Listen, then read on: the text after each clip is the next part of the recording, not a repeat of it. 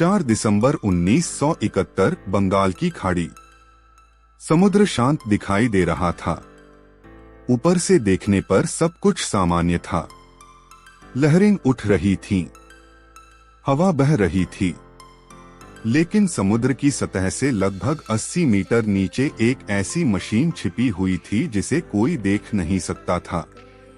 उसके अंदर दर्जनों नाविक बिना खिड़कियों वाली धातु की दुनिया में बैठे थे। लाल रंग की हल्की रोशनी जल रही थी। हर आवाज नियंत्रित थी, हर कदम नापा हुआ था। और तभी सोनार ऑपरेटर ने हेडफोन हटाकर धीरे से कहा, सर, संपर्क मिला है। कमांडिंग ऑफिसर ने तुरंत उसकी ओर देखा। कमरे में मौजूद हर व्यक्ति स्थिर हो गया। किसी ने आवाज नहीं की, किसी ने सांस तक तेज नहीं ली, क्योंकि समुद्र के नीचे युद्ध ऐसे ही लड़ा जाता है, बिना शोर, बिना चेतावनी, बिना किसी दूसरे मौके के।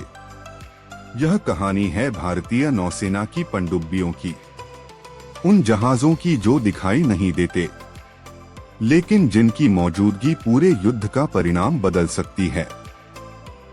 जब हम नौसेना की बात करते हैं तो अक्सर एयरक्राफ्ट कैरियर, डिस्ट्रॉयर और मिसाइल शिप्स की चर्चा होती है,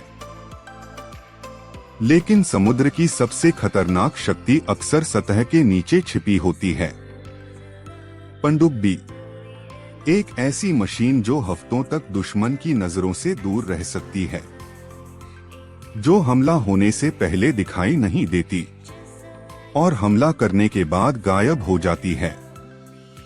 भारतीय नौसेना ने 1967 में अपनी पहली पनडुब्बी इंस कलवारी को शामिल किया।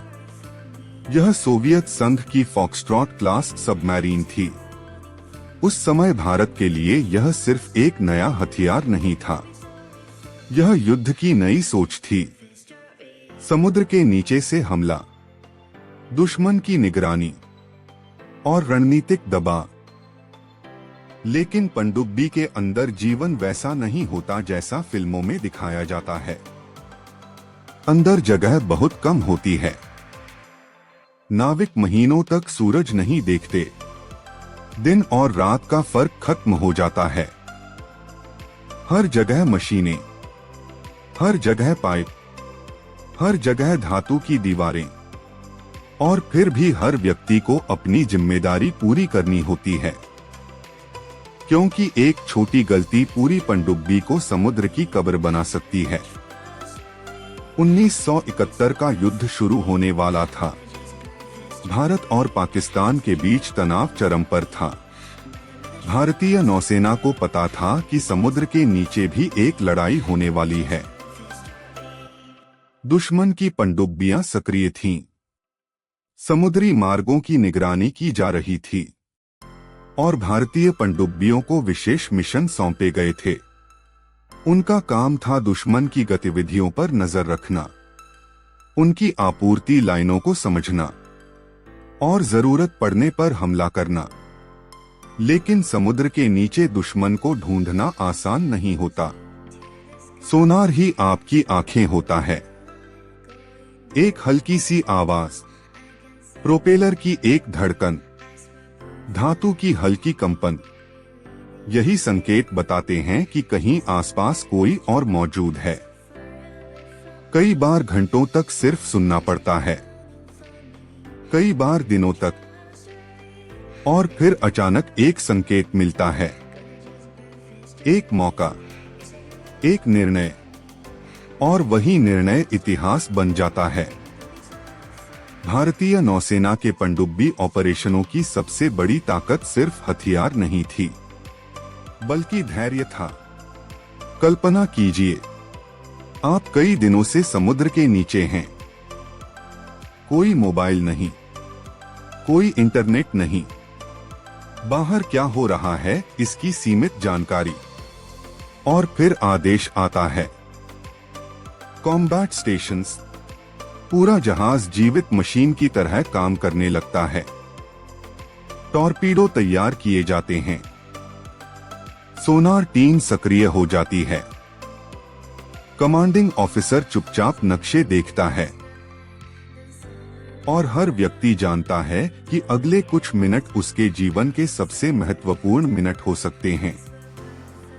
लेकिन किसी को क्या पता था कि आने वाले वर्षों में भारतीय पनडुब्बियां सिर्फ युद्ध ही नहीं लड़ेंगी, ऐसे मिशन भी करेंगी जिनके बारे में जनता को कभी पूरी जानकारी नहीं मिलेगी। कुछ मिशन निगरानी के थे, कुछ खुफिया जानकारी जुटाने के, कुछ रणनीतिक संदेश देने के, और कुछ सिर्फ इसलिए कि दुश्मन को यह एहसास रहे कि भारतीय नौसेना कहीं भी पहुंच सकती है। समुद्र के नीचे का युद्ध अक्सर दिखाई नहीं देता। कोई कैमरा नहीं होता, कोई लाइव प्रसारण नहीं होता, कोई बड़ी घोषणा नहीं होती, लेकिन कई बार इतिहास उन्हीं लोगों द्वारा लिखा जाता है जिन्हें दुनिया कभी देख नहीं पाती। आज भारतीय नौसेना की पनडुब्बी शाखा कहीं अधिक आधुनिक हो चुकी है। कलवारी क्लास जैसी नई पनडुब्बियां अत्याधुनिक सेंसर और हथियारों से लैस हैं। उनकी क्षमताएं पहले से कहीं ज्यादा हैं। लेकिन एक चीज नहीं बदली, वह है पनडुब्बी चालक दल का साहस। समुद्र के सैकड़ों मीटर नीचे, अंधेरे में, दबाव के बीच देश की सुरक्षा की जिम्मेदारी निभाना, यह सिर्फ नौकरी नहीं है, यह एक अलग जीवन है। जब हम समुद्र की ओर देखते हैं तो हमें सिर्फ पानी दिखाई देता है, लेकिन उस पानी के नीचे एक ऐसी दुनिया मौजूद है जहां चुप्पी भी हथियार बन जाती है, जहां एक आवाज युद्ध शुरू कर सकती है, और जहां भारत के कुछ सबसे साहसी सैनिक बिना दिखाई दिए देश की रक्षा करते हैं। दोस्तों, अगर वीडियो पसंद आया तो एक लाइक जरूर करें, चैनल को सब्सक्राइब करें और बेल आइकन को प्रेस करना ना भूलें, जिससे हमारे सभी वीडियो के नोटिफिकेशन सबसे पहले आपको मिल सकें। तब तक के लिए जय हिंद।